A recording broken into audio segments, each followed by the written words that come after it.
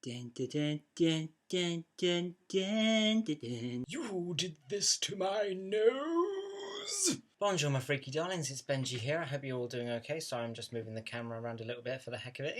So, you join me in the sweltering heat. Hot, hot, hot, hot, hot. The reason why I'm saying that is because when it's winter, summer is my favourite season, okay? And when it's winter, I'm just like, I want it to be summer. So I'm saying this so I can remember the bliss. Heat, heat, heat. I love it. If my nose looks like it's been broken, it's because I've literally just been wearing my glasses for like half an hour. Oh, you should get it resized. No, I'm not made of money. Anyway, thank you for joining me back in my dingy little bedroom to hide away in the evening from my family. So my beautiful daughter's asleep and my other half is downstairs watching House of Dragon, which I can't. I'm sorry. When I hear I think I'm actually going to start watching something good. I just can't. I just can't. You know that meme where the beautiful back end of the horse is drawn, and then you've got the cartoony bit. Yeah, like the child's drawn the second bit. Yep. It happens with all of them though, isn't it? It's Lord of the Rings, Rings of Power, Game of Thrones, House of Dragon, The Walking Dead Season 1, and the rest of it. Happiness and general equality, UK politics. Anyway, let's just not get into that heavy, deep sort of stuff. Hello, we are here on a chapter chat, my dearests, which is basically me talking about the chapters that is relevant to this video. As you can tell, this video is about a beautiful night, namely chapter 3. So chapter 3, the false statue. So this is where things seriously start getting kind of scary. So with chapter 3 we're obviously introduced the character of Caroline, who is lovely. However, this is where things really start to up their step if they haven't done so dramatically in the past 2 chapters, which they have, with a lot of action sequences. So with chapter 1, I'm not going to give anything away as usual, there's no spoilers, etc. I'm just going to try and allude as much as I can without giving anything away, because you should read it. Sorry, that was a little bit aggressive. I do apologise. Please read it.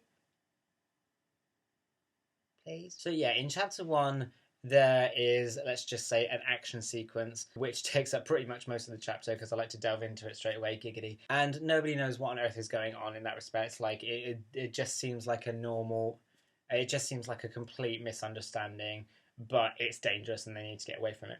Chapter 2 is like another event that happens, which again could be a complete case of being misconstrued. Essentially, somebody takes something very valuable and, you know, it needs to be reclaimed.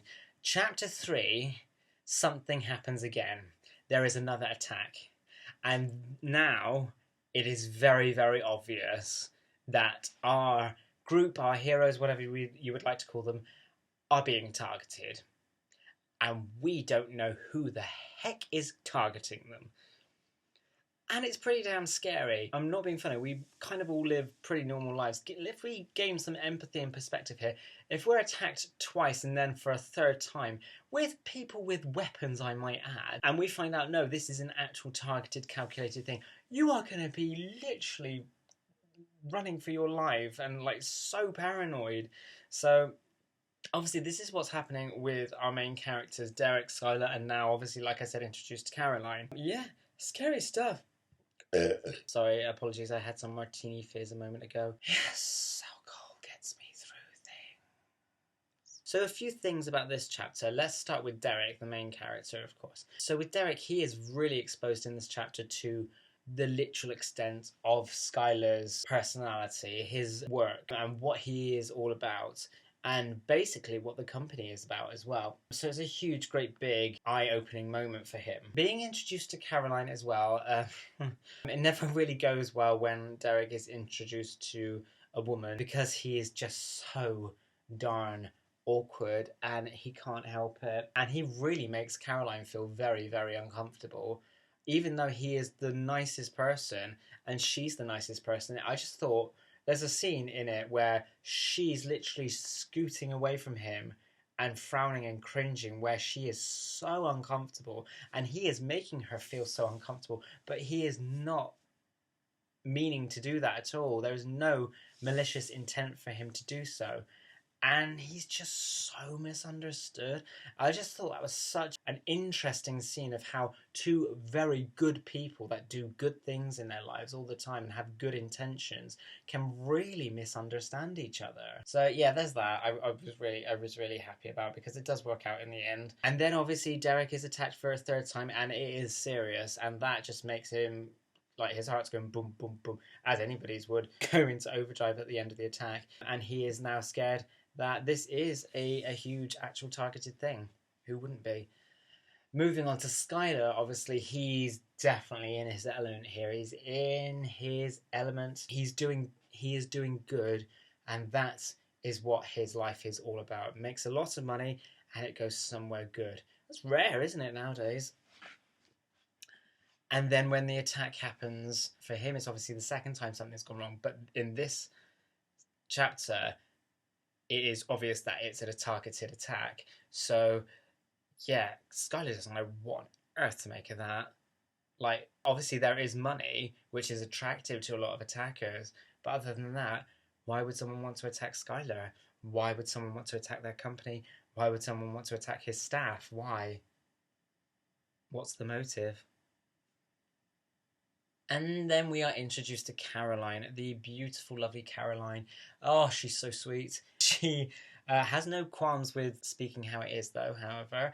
She's able to stick up for herself. But she is just the caring, loving, wonderful person that we all either want as a friend or as a spouse, I guess. Because, yeah, she is just the bee's knees. Honestly, she's lovely. But, however, when the events get even worse, she gets pushed to more extremes. Dun dun dun.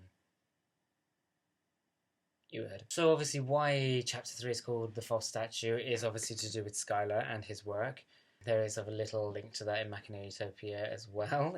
Machina Utopia Divinity's Flare, for those eagle-eyed of you. Yeah, but if you want to find out more, you're going to have to read. I'm sorry. Oh, this is a tact, isn't it, from me? How tactful. So that's it. That's all we've got time for, my lovelies. I'm going to go downstairs and socialise now with my actual family and drink.